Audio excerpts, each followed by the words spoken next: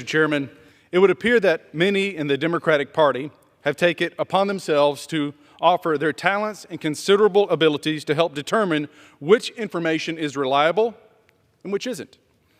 But no thanks to Mr. Chairman, in September 2021, the Department of Defense offered NewsGuard, a self-proclaimed fact-checker, a $750,000 grant to effectively censor conservative viewpoints and opinions. Want the proof of NewsGuard's censorship efforts? I'm more than happy to provide undisputed facts. NewsGuard has given extremely subjective and clearly biased ratings to several conservative news outlets, including The Federalist, a 12.5% accuracy and credibility score, Newsmax, 15%, the Epoch Times, 17.5 score, and OAN, 17.5%. I'm sure these conservative news outlets have lost out on crucial ad revenue from these ratings. It's censorship. It is fundamentally pathetic that this administration thinks they can sideline conservative viewpoints and demonize conservative platforms without the American people finding out about this. All this is happening while Politico, NPR, the New York Times have previously received a perfect 100%. CBS, 95%. Mr. Chairman, we're supposed to have an open and free press. There should be no censorship. This is the United States of America. And the fact that we are funding an organization that is censoring viewpoints and news is untenable. I reserve. The gentleman reserves. For what purpose does the gentlewoman from Minnesota seek recognition? Thank you, Mr. Chair. I rise in opposition to this amendment. The gentlewoman is recognized. Thank you. NewsGuard is a service that provides tools to counter misinformation, and it's been around since 2018. It uses tools to catalog and track all of the top false narratives spreading online, which is an effective in countering hostile misinformation targeting democratic governments like our own. There's no doubt that China, Russia, and Iran and other bad actors are trying to influence our country through its dis, and malinformation. We need every tool available to determine what's real and what's not, and what comes to being reported by the press. The amendment does nothing to weaken our ability to do that, so I oppose this amendment, and at this point in time, I reserve the balance of my time. The gentlewoman reserves. The chair recognizes the gentleman from Tennessee. Thank you, Mr. Chairman. Mr. Chairman, it should be noted that Newsmax TV is more than just online. CBS isn't just online. The New York Times isn't just online. These are news outlets with multiple platforms.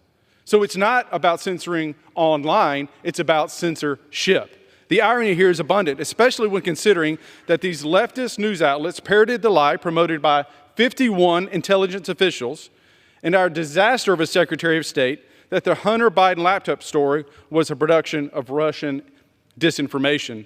Only in America could a guy who helped steal an election and undermine our democracy be promoted to oversee our nation's policy on Ukraine.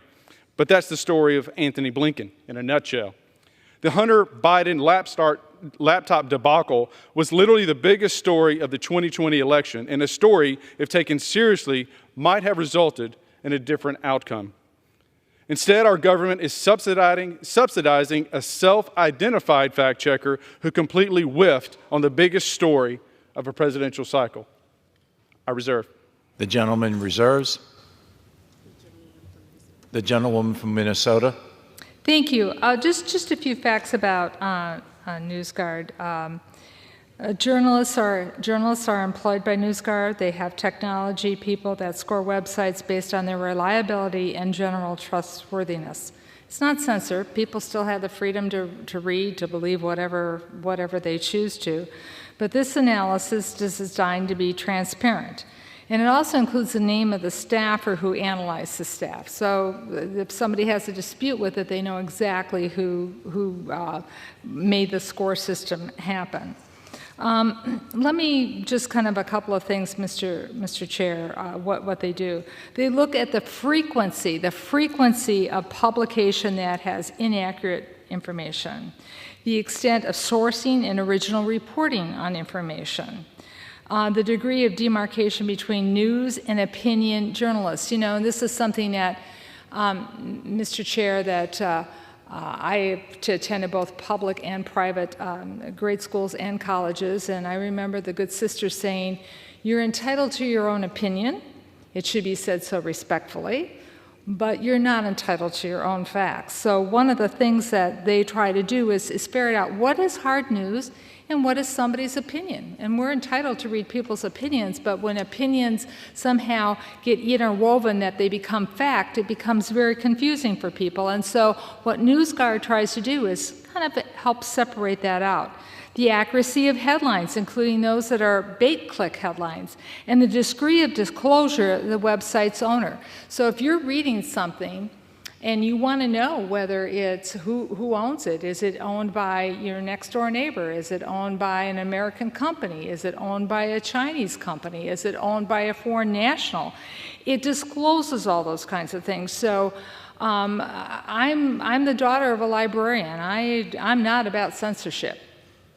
But I am about people being able to sort out in this day and age what is opinion, what is fact, and who is writing what, so we know what their bias is. And that's why I strongly oppose this amendment and believe that NewsGuard is a service that provides some tools to counter misinformation and they've been around since 2018. And I reserve the balance of my time. Gentlewoman reserves. The chair recognizes the gentleman from Tennessee. Mr. Chairman, while I appreciate my colleague's perspective, it should be noted that when conservative versus other news sources are compared with similar metrics, that the more liberal-leaning news outlets are ranked 27 points higher. This has a direct impact on revenue streams.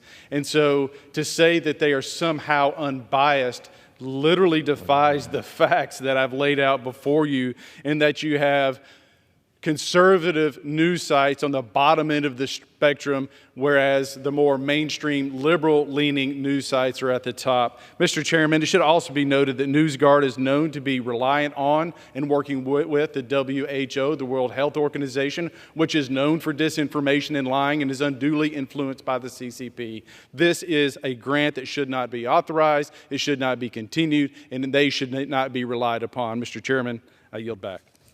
The gentleman yields. The gentlewoman from Minnesota. Thank you, Mr. Chair. I would love to see your source for NewsGuard working directly with the World Health Organization. They might report things from the World Health Organization, but that's different than working directly with, because that implies something else. So I'm going to just close this up just saying, you know, there are many people who want to, you know, when they're sorting through something, just want to know that there's a fact check. And I'm you know, sorry if the gentleman, Mr. Chair, feels that somehow or another some of the papers or the websites or the news programs he wants to watch don't have as high a rating from NewsGuard. He's still free to watch and do that. But for you know, people who just want to make sure that things are fact-checked, they want to know who owns the site, who's operating the site, where they're getting their sources and sites from. That's what NewsGuard's function is. And with that, I will yield back the balance of my time. The gentlewoman yields back. The question is on the amendment.